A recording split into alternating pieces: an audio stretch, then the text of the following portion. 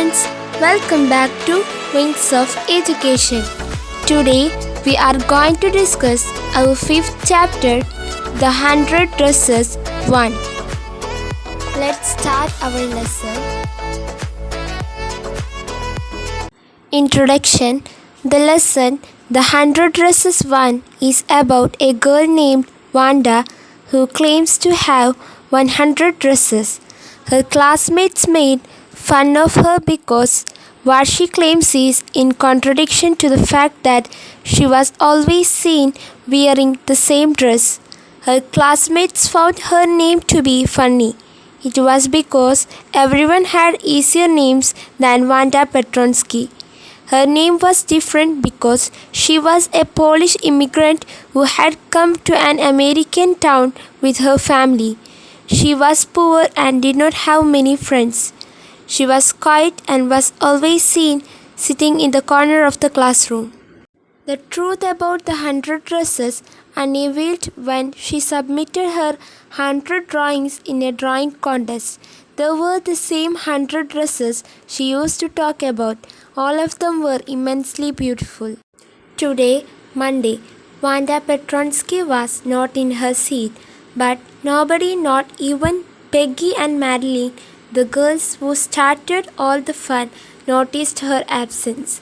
Usually Wanda sat in the seat next to the last seat in the last row in room 13. She sat in the corner of the room where the rough boys who did not make good marks sat.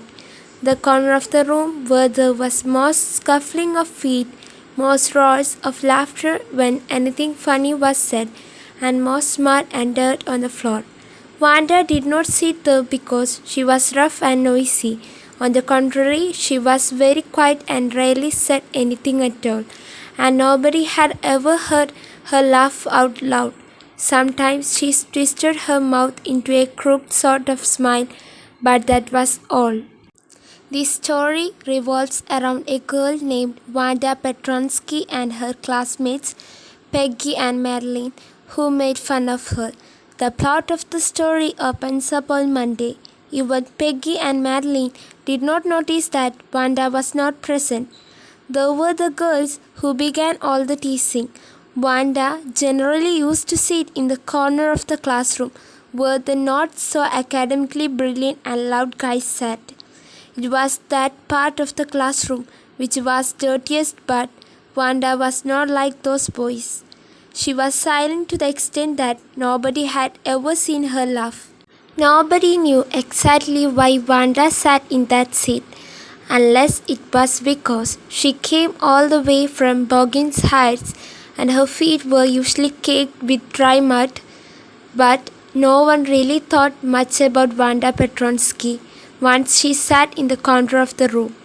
The time when they thought about Wanda was outside of school hours, at noontime when they were coming back to school, or in the morning early before school began, when groups of 2 or 3 or even more would be talking and laughing on their way to schoolyard.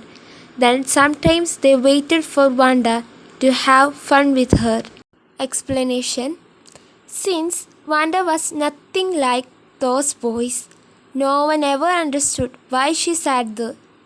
There were only guesses that it is because she came from Boggins Heights and her shoes were usually dirty with all the mud. People hardly noticed her in the classroom as she was silent and alone all the time.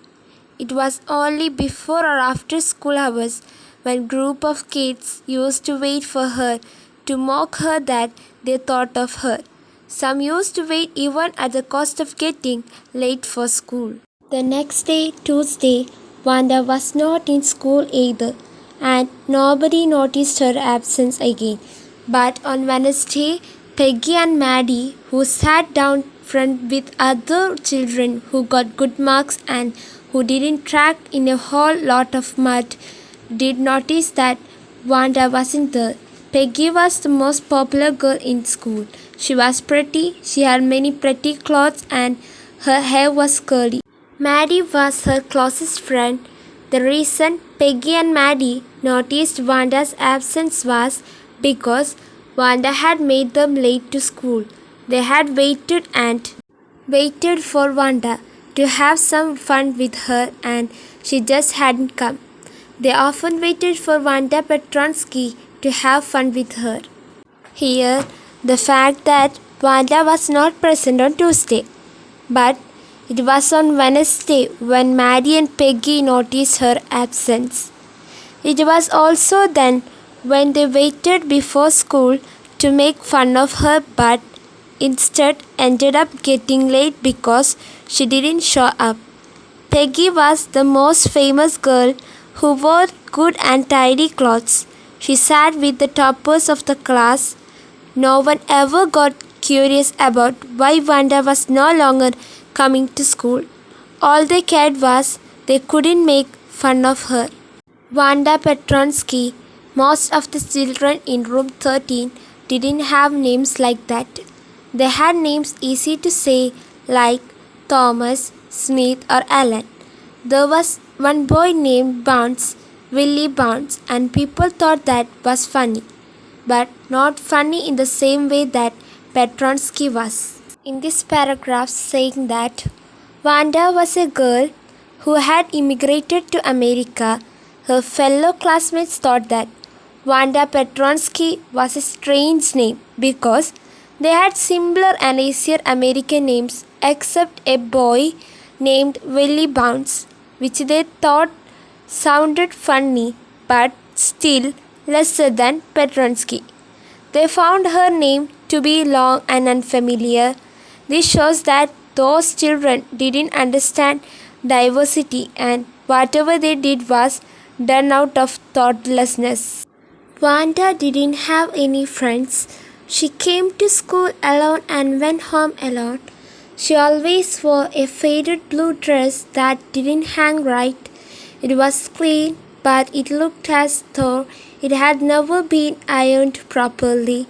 She didn't have any friends, but a lot of girls talked to her. Sometimes they surrounded her in the schoolyard as she stood watching the little girls play hopscotch on the worn hard ground. Wanda was usually seen wearing a faded blue dress that did not fit her properly. Though clean, it used to look unironed. This shows that Wanda belonged to a poor family who could not afford too many dresses. Ironically, a lot of people talked to her, but she didn't have any friends because all of them talked to her in order to make fun of her. From her tale about 100 dresses to her unfamiliar name, they found it all amusing. When she used to watch little girls play in the ground, it was at that time other students surrounded her to mock her. That's all, friends. I hope you liked today's video. Please do subscribe, like and share. Thank you for watching.